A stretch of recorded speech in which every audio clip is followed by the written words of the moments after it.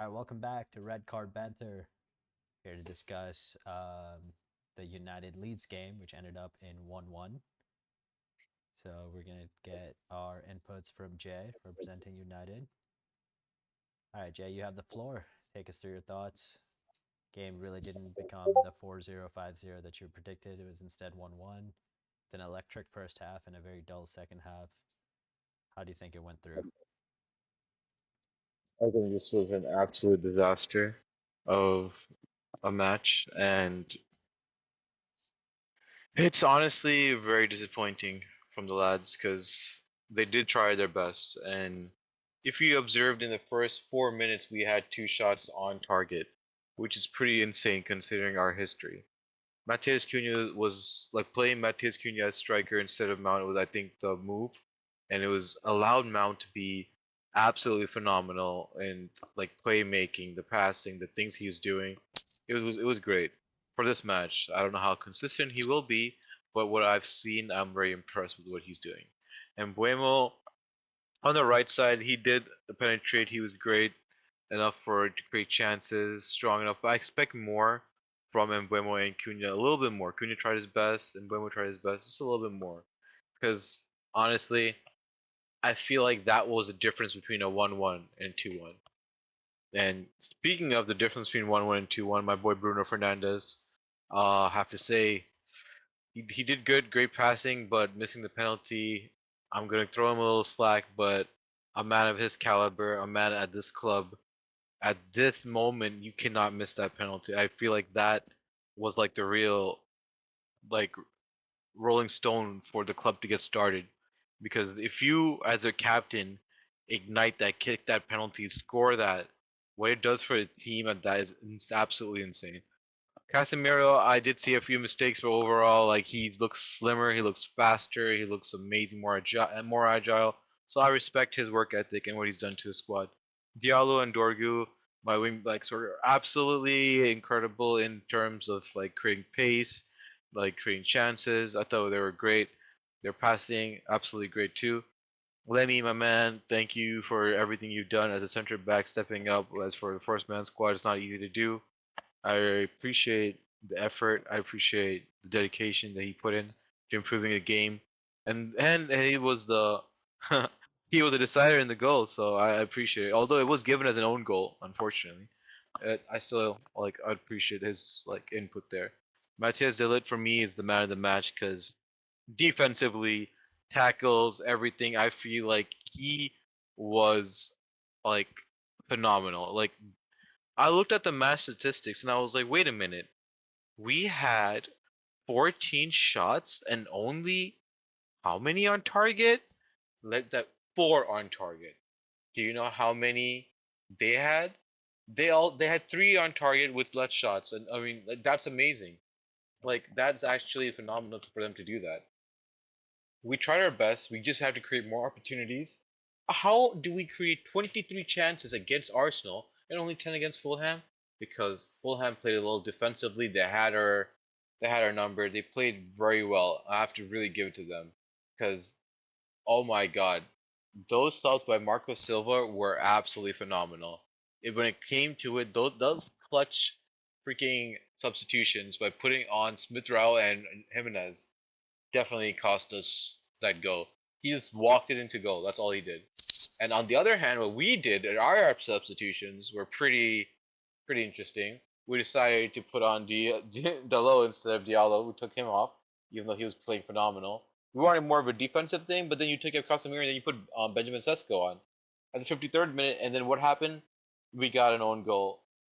It was great. We kept going, and then they made themselves. They adapted to our game, and then they scored, which was difficult for me to digest.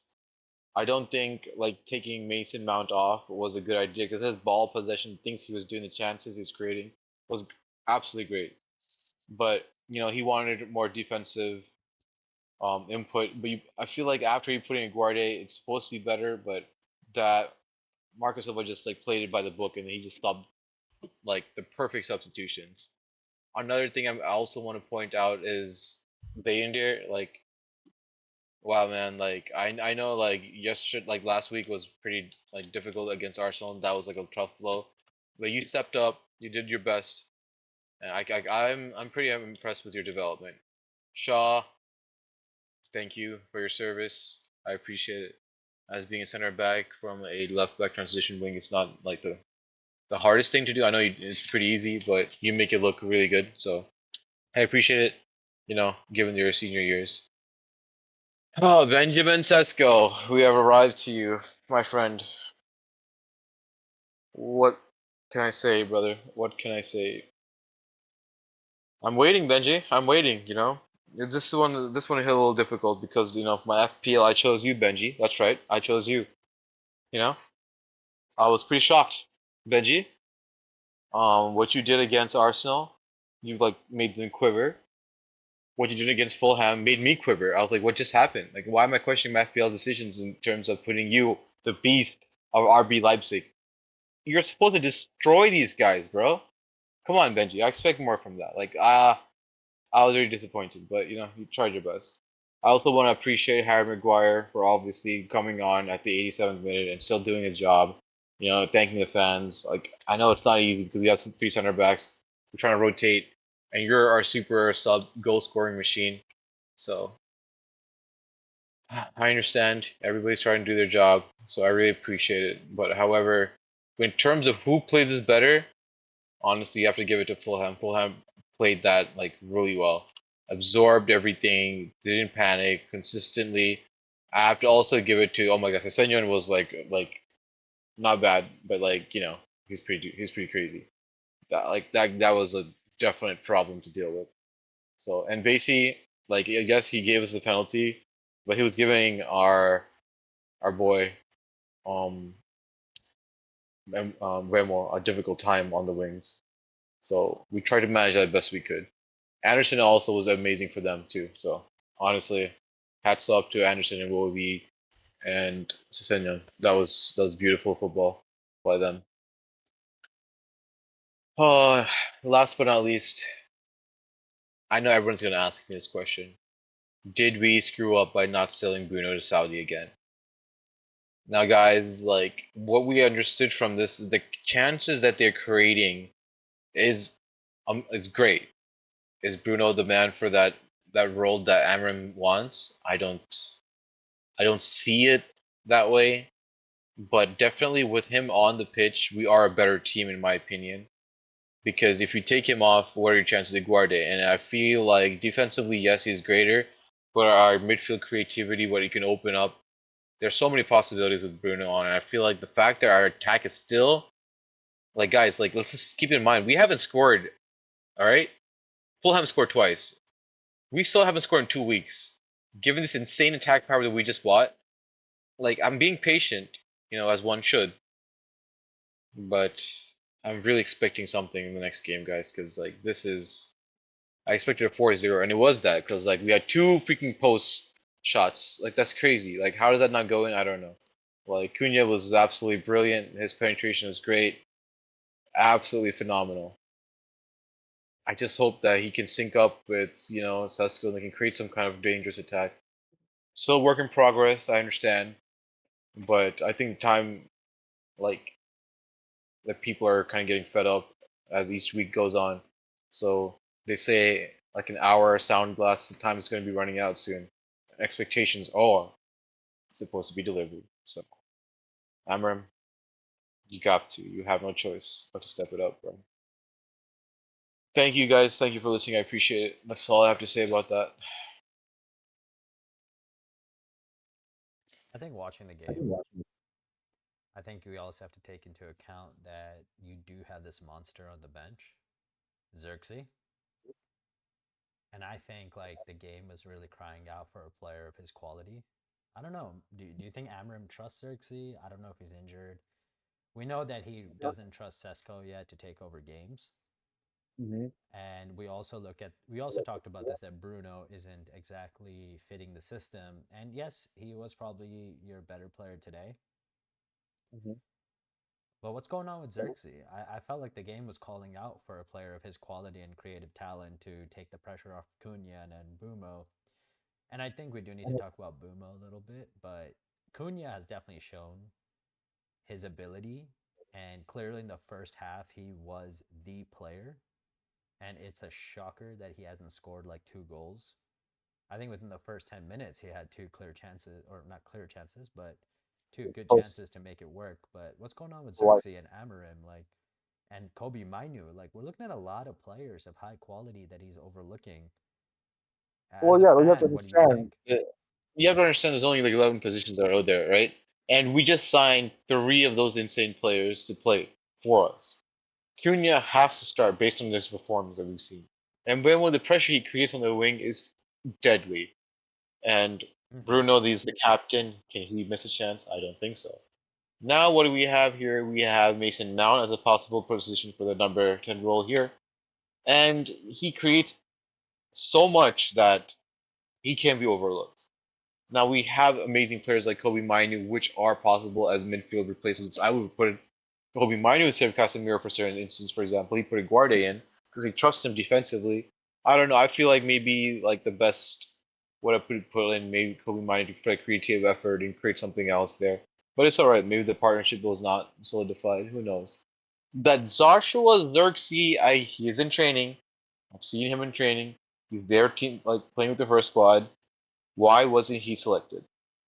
Well, the only thing I can say is maybe he's not consistent enough, or he doesn't gel with this specific system, which I think he does because of his, what he can do, like attract the defense, create offensive, like different types of attacking patterns from different angles. Like he's a great holding striker too as well. He can maneuver different things. The only issue is one, the manager probably doesn't trust him enough to carry these in-chain games. Can he deliver? Is he that guy that you trust as the manager? No, he isn't clearly. Because one, he left him out of the squad multiple times. You're on the bench, but you're not in the starting 11, so that means that either you either probably should get your bags packing or consider that you're going to be a super sub in certain other matches instead of this. This one is still experimental, I believe. I'm going to give him like another 2 weeks before I can actually make any cruel statements. But based on what I saw, I am disappointed, obviously, as the fan. Joshua Xerxes, maybe he'll come on an FA Cup or something like that because he's young. He's a great talent. He can fit in. However, for this match especially, there are players that are far beyond like what he can add to the team at the moment. Yeah. I think I'm very curious to. This isn't Amarim's first few games. He's had enough time at United. He's had more than enough time to really kind of understand what he needs to do with his team. Do you think United were unlucky here? Or was there flaws in the system? Was it Amarim's fault? Um, like two subs came in combined for the goal to equalize the game. That should not be happening, This should not. especially when those subs are Raul Jimenez and Emil Smith Rowe. Who, let's be honest, they are good players, but they're not like the highest quality of players to come in and impact the Well, game so well, one efficiently. of my Statisticians told me that every time he came on, he's been scoring or assisting a goal, which is Exactly. pretty crazy. The thing behind that is Emil Smith Rowe does impact games from the sub, but the thing is, how was he allowed to get past your defense in such a He crucial read the game. time? I He read think the game perfectly. that's what I'm saying. I think where do you think the fault lies for today? Sure, you can Honestly, blame it on missed Delo, chances. Delo, Delo, Delo, Delo. Delo. Okay, let's talk about Delo. So Do you have that was Delo so or bad for Amad them. Diallo that can play in that position, right? So Yeah, I subbing off think Amad Diallo for Delo was absolutely dreadful, Rajiv. I don't know what was that. Like, I think that was like crazy. He lost the ball so many times. He's not backpacking enough, and Dillon has to like cover for all of his defensive mistakes. If you notice, one another thing that I've like seen is that Delo he thinks that he's better than he is in certain situations where he should be actually playing a defensive role. He'll do something crazy, and then he'll lose the ball and I'm like confused. I'm like, why are you doing these things? Like, come on. Like, I don't know. He's a goal scoring machine in certain situations, but this is a defensive lapse of judgment here, and I don't think oh, I he think can Your mic cut out. I think you might have to repeat the Like last he few can go sentences. unanswered for that. No, I have what he did there. That's okay. Sorry, I meant that I was lost for what he did there. Like I'm actually confused on like why he does some certain mistakes. And his judgment sometimes is pretty flawed. Like you can choose the right decision and the easier decision, and he does something absolutely criminal. So I'm gonna actually give him another match, but again, that was dreadful from Delo. Let's be honest. Hmm. Well, Delo being at fault for essentially costing you 3 points is basically what you're saying. Now, It's not just him, but you did ask me what else what it could be and the substitutions and who's at fault. I think the fault lies in both managers, isn't it? Because like the manager Marcus Silva, obviously that substitution was brilliant, and over here we have Ruben Amorim who chose to make certain substitutions that probably could have been not so helpful. For example, Delo, hmm, huge number issue right there. Taking Casemiro off was probably another issue, honestly, for putting Benjamin Sesko because I don't think he was a great threat offensively. Taking Mount off, I get it because you don't want to injure him. He's great, and you want to put Guard in because you obviously bought him. You need to give him time, but that's just again a lapse of judgment. So and obviously you're trying to like substitute Shaw with Maguire to kill time and try to get a goal, but it didn't work out at all. So the credit will obviously have to be Marco Silva as the reason on why we didn't win. Delo, a close second. Thank you, Brady. I appreciate it. okay. I think one of the things that really stood out for me when I was watching the game is that Fulham in that second half, I don't know how they did it, but they rallied behind the team and they were able to split through that defensive line. And the person that was a little responsible, if not mostly responsible, is Bruno, who was caught up too high trying to create up top, leaving Casemiro to defend on his own. And you had Dallo. There was a disjointment in that middle. It's like what we discussed before and what I said before. I think the system doesn't suit some of the players. And there is rumors out recently that Al Ittihad are still willing. I'm pretty sure it's Al Ittihad. They're still willing to put 100 million down for Bruno. I thought it was like 80 million now, but honestly, it's a good deal, and we appreciate Bruno. But if I had to choose, I would keep Bruno in the end. Like I did make this decision, like maybe we missed out, but looking back on it, honestly, I can't give up Bruno right now. It's too early. I know what he does for the team. I know what he can do even more for the team, if given more time. Just need more time. He's doing great though. Yeah, I Great think I, penalty. I think it was quite unfortunate for you guys not to end the first half with at Bro, least he two has to score a goals. penalty. If he scored that penalty, we'd all be having a different conversation. We'd be having a great thing and be like, "Oh my god, what a!" It's just unfortunate, man. These things that happen in football. We have to be anticipating these things, but Do you based think? on how things are going, Do I'm you not think there's a happy. sense of arrogance about Bruno? I think when he was taking the penalty, the ref accidentally bumped into his shoulder, and then he essentially threw a fit, which threw his concentration away from the penalty, and I guess his emotions got the better of him, and he skied it. And we know Bruno's an emotional character, and we know that he runs around screaming, falling, and all that stuff. Like, do you think there's an element that of him being the captain, of him being United star player? It's almost like Rashford. Do you think it's a little getting to his head, that arrogance, which is affecting his performance? Or maybe if he doesn't perform in games like this, he just kind of, the stress gets to him and he just falters? Because Bruno is a good penalty taker. One of the most efficient penalty takers we've seen in the last few years. To get bumped by that ref, throw a fit, and then sky it, as a captain, you cannot be that rattled, if that makes sense. I don't know if you saw that during the game, but Mhm. what do you think? Honestly, I didn't see that at all, but it does make sense for someone who's usually around like incredibly insane conversion rate with his penalty. How did this happen? Could be nerves, could be the fact that the referee knocking him said something, but you're a professional at this point. You're being paid 250 plus to 300,000 after taxes, which is absolutely insane. And then for someone to bump into you, you be arrogant enough to like that you're cool, then you're not a professional, sir. You are a clown. You have to be serious with this because you're one of the top clubs. You can't let your emotions. I mean, unless you're Roy Keane, no. Let's be honest, that's crazy. But yeah, like if it was his fault with admissions, they get the best of him, then truly a travesty for us because that's not the professional. That's not the common coolness that we need, especially as the captain. You're setting a role model, right? Passion is good. Emotion dictating your feelings and causing you to cause mistakes. I don't know. That's just silly. That's how I play Valorant. Ha ha ha ha. Just kidding. All right. All right. Final question before we close out this this match day reaction.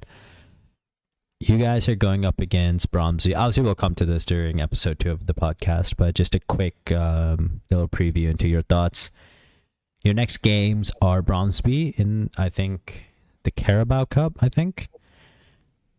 And then there's the Burnley game this weekend.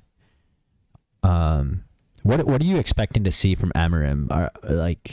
What changes do you think he has to make? What tactical adjustments does he have to do, or which players does he have to play? Like, there's clearly attacking talent in this team. Sesko does need time, right? And we just seen Victor Gyökeres score 2, a penalty and a goal self-made. Now, obviously that comparisons are going to be made because Gyökeres was on United's radar in the transfer window. He only wanted Arsenal. Then Sesko wanted Liverpool. Then Arsenal went in for him. And it was a huge saga, right? Sesko needs time. He's only been given 10, 20 minutes in both games to really do anything, which I think is too little time for anyone to do anything. You need some time to warm up in the game. What do you think Amram needs to do for you to be confident in him, if your confidence has wavered? Or do you think the players need to rally? Do you need Bruno? Does he need to captain? Like, what do you think needs to change for United to really click on? Because 2 games, 0 or 1 point. Yeah, 2 games, 0 goals, 1 point. Pretty sad. Grimsby will destroy. I'm not gonna worry too much about that. Probably. Well, Euro scored. Lenny Euro scored, so it's 1 goal. So it's 0, like 2 games, 1 goal. Apparently it's an own goal. It's given as an own goal. Well, I mean, yeah. I guess no player goal. That's what I said earlier. I was like, Fulham scored twice. Yeah. All right. So for Grimsby and Manchester United, I feel like it will be 2 to 3-0. Goal margin. I'm not gonna stress about that. Even if we lose in the EFL Cup, then I might must another hole into my wall, but that's okay. It's becoming a pattern now. Thank you, United, for getting me stronger. But if we lose against Burnley, now that's a disaster. I might just throw my freaking chair against my monitor and break something. I don't know. I might go crazy that day. So let's stay tuned for that one. That's gonna be crazy. But I'm pretty sure we should be comfortably handling them. There's no reason whatsoever that we lose to Burnley. But my disastrous fear, my neighbors the week after is the issue, my friend. Now that I'm not happy about. And City, I'm absolutely terrified. And City are not gonna lose that derby. Like, they will come out of the blocks. They did lose last year, though. They did. But I mean, can you imagine the 3-4-3 going up against that not Madrid, that City midfield, Tahani Reinders, Rodri, and whoever they put up top? I think they can play Foden there. They can play Cherki there. They can play Silva there. They can play. Like, I mean, you do understand that, like, you're going to get pressed into oblivion, and Bruno is part of that midfield who's supposed to add that bite. And he's not going to be able to hold that ball, especially in that situation. So I don't see him playing against City unless he takes Mount's position. I think so too. But Mount, Yeah. I mean, Mount played great. Phenomenal. So Phenomenal. I don't think it's deserved for him to get dropped just to keep Bruno on the pitch. He can't. Exactly. So what do you do then? So we sub Bruno after Mount's 70th minute, and then I put him on with Sesko if I have to, if Sesko's not going to be starting. Against City, though, like, let's be honest, like, we can play. We don't know how necessarily it's not going to be easy, but we will try our best, and whatever it takes. The boys will play. The lads will deliver. It's a derby match. Everyone's going to lock in. Yeah, I'm very curious to see. But all right. And then the week after, Rajiv, you're not getting it. It gets worse. It does get worse. Hey, then it does get worse. Yeah. Chelsea. And then 2 weeks after Liverpool, bro. No. Like Your opening games. This is why you needed to get points against teams like Leeds and exactly. Burnley. If you guys go to Burnley and you don't get 3 points, United are in trouble, Yeah, I right? know. It's a Because we are problem. gonna enter that part of the season, whether we like it or not, where injuries are gonna start piling up just because of Unfortunate. the midweek games and the quick For turnaround for sure. the weekend. Like you guys need to secure those points. But I know. It's uh, travesty, truly. yeah, honestly, United were disappointing in the second half, amazing in the first half, and Matthias Cunha take a bow, dominated. Bumo, just final thoughts before we wrap it up. Bumo, I don't know what's happening. What's going on I with the know. Bumo? Is it a betting in thing? Is he not adapting? Like this is the same guy that scored 20 goals in the Premier League last season. One of He's the top physically scorers. not as dominant. Exactly. Physically, like he's dominant, but he's not as dominant as like the center backs. That they were pushing him forward. They're doing everything they can to stop him. Honestly, I think he's gonna score. I just need them to give it a little bit more time to gel. Again, it's gonna be a difficult thing to ask, especially from United fans. But be patient. Good things are on the rise. Like I promise you, we will be scoring. Once we start scoring, our confidence goes up. We will start doing a lot more. I promise you. All right. Well, that's your match day reaction from United versus Leeds, ending 1-1 with an own goal. Fulham, it's And Fulham, it's sorry, Fulham. sorry, my fault. United versus Fulham, and you have an own goal and Emil Smith Rowe propping up with the goal in the second half to equalize. Unfortunate result for United. I think a very fortunate result for Fulham, who did have a few chances that Unfortunate did for my not. wall. Yeah, unfortunate. I mean, yeah, the prediction didn't exactly go according to plan, but it's okay. I mean, a lot of season left, only a second game, and we will see everyone for episode 2 coming up at the end after the Liverpool Newcastle game, which should be feisty on its own. All right, guys, take care. Thanks for watching Red Card Banter TV, and hopefully Jay will have much better topics to talk about in the midweek when they go up against Bromsby. Take care, everyone. God knows. Bye bye. Thank you.